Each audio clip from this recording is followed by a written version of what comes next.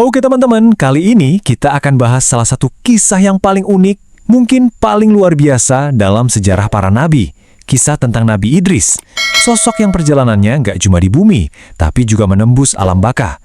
Dan akhirnya menetap di sebuah tempat yang sama sekali nggak terduga. Semuanya berpusat pada ayat ini. Singkat tapi maknanya dalam banget. Martabat yang tinggi, apa sih sebetulnya maksudnya? Ini bukan cuma sekedar kiasan loh, tapi petunjuk harfiah tentang akhir perjalanannya yang benar-benar mencengangkan. Nah, ini dia teka-teki utamanya yang mau kita pecahkan bareng-bareng. Kok bisa Nabi Idris sampai ke takdir yang begitu agung? Jawabannya ada di sebuah kisah persahabatan yang mustahil, permintaan yang melampaui nalar, dan perjalanan yang menembus batas antara hidup dan mati.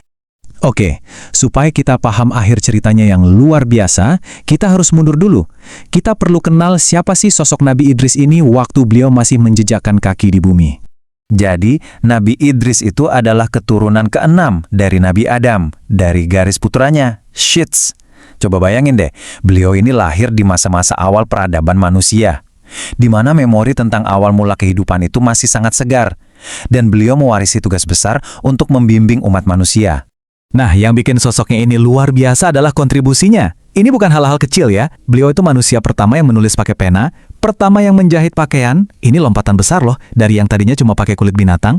Tapi itu baru awalnya. Beliau juga pelopor matematika, ahli astronomi, jago berkuda, bahkan arsitek hebat yang membangun sampai 188 kota. Bisa dibilang, beliau ini fondasi dari banget ilmu pengetahuan yang kita kenal sekarang.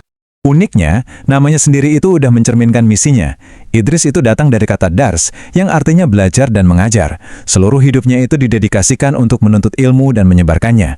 Semangat inilah yang, seperti yang bakal kita lihat, membawanya ke pencarian pengetahuan terbesar yang pernah ada. Sekarang, kita masuk ke bagian yang paling dramatis dari kisahnya, tentang sebuah persahabatan unik antara seorang nabi dengan malaikat maut, Israel. Dan persahabatan inilah yang mengubah segalanya.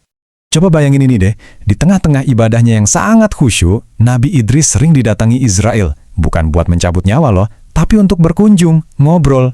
Dari sinilah terjalin sebuah hubungan yang sangat gak biasa, yang jadi dasar dari permintaan-permintaan yang bakal menantang batas antara dunia dan akhirat.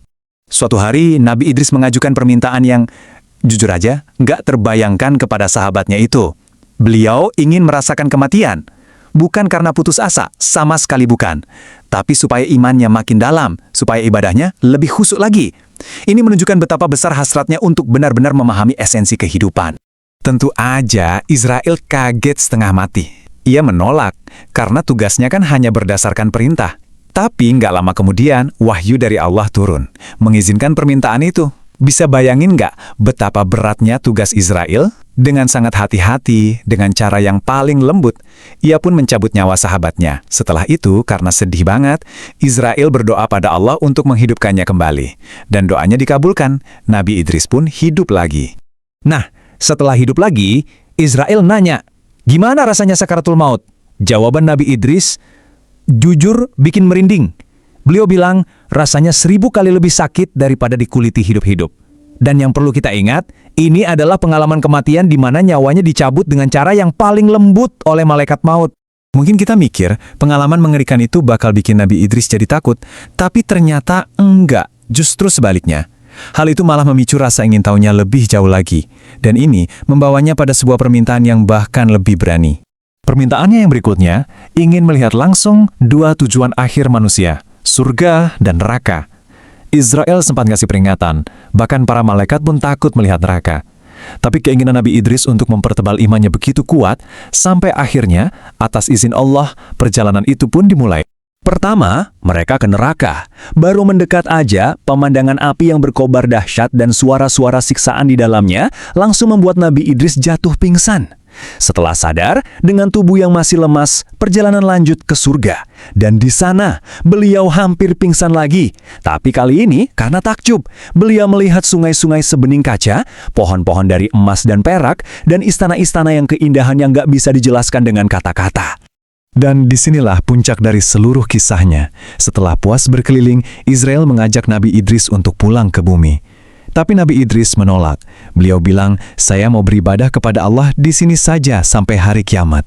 Dan disitulah takdirnya terpenuhi. Beliau tetap tinggal di surga, diangkat ke martabat yang tinggi, persis seperti yang disebutkan di ayat pembuka kita tadi. Jadi, terjawab sudah misteri di awal tadi ya, bagaimana beliau bisa ada di langit keempat.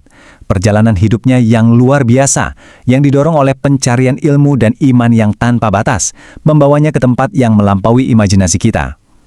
Terus, apa pelajaran yang bisa kita ambil dari semua ini?